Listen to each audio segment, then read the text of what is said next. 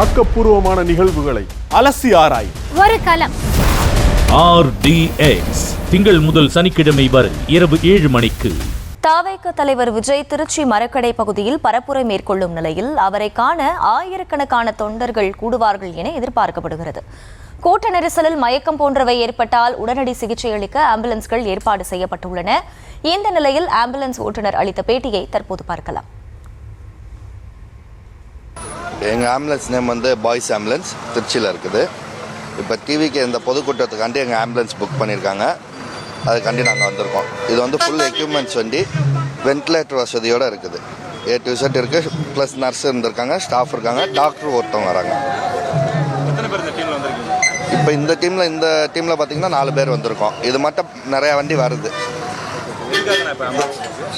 மக்கள் ஏதாச்சும் கொஞ்சம் எமர்ஜென்சி எது ஏற்பட்டால் அதுக்காண்டி ஃபர்ஸ்ட் எய்ட் பண்ணி அவங்கள கொண்டு போய் ஜிஹெச்லேயே அட்மிஷன் பண்ணுறக்காண்டி வந்திருக்கு. ஆயிரக்கணக்கான மக்கள் வரதுனால அதனால அந்த ஒரு காரணத்தாண்டி ஆம்புலன்ஸ் புக் பண்ணியிருக்காங்க.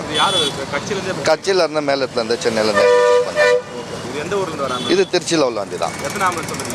இப்போதைக்கு வந்து இந்த 2 வண்டி வந்திருக்கு. ஒன்று இதுக்கப்புறம் வண்டி வரும். வரும் இல்லை, இப்போ ஒரு வாய்ப்பு இருக்குது, 10 இருக்குது. ஏன்னா எங்கள்கிட்ட இருக்குது வாய்ப்பு, 10 வண்டி இருக்குது.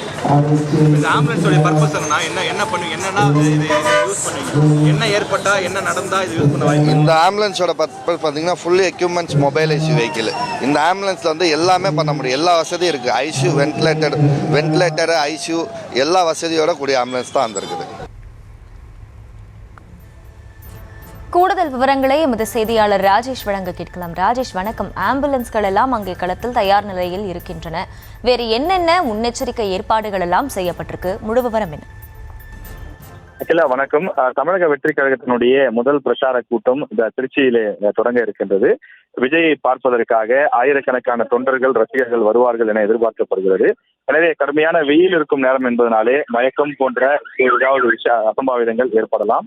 எனவே அவ்வாறு யாருக்காவது உடல்நலக் குறைவு ஏற்பட்டால் உடனடியாக அந்த இடத்தில் அவர்களுக்கு தேவையான முதலுதவி சிகிச்சையை வழங்கி அவர்களை அருகில் உள்ள மருத்துவமனைக்கு அழைத்து செல்வதற்கான முன்னேற்பாடாக இந்த ஆம்புலன்ஸ் வாகனங்கள் கொண்டு வந்து வைக்கப்பட்டிருக்கிறது. குறிப்பாக ஐசியு வசதியுடன் கூடிய ஆம்புலன்ஸ் வாகனங்கள், அதிநவீன ஆம்புலன்ஸ் வாகனங்கள் கொண்டு வரப்பட்டிருக்கிறது.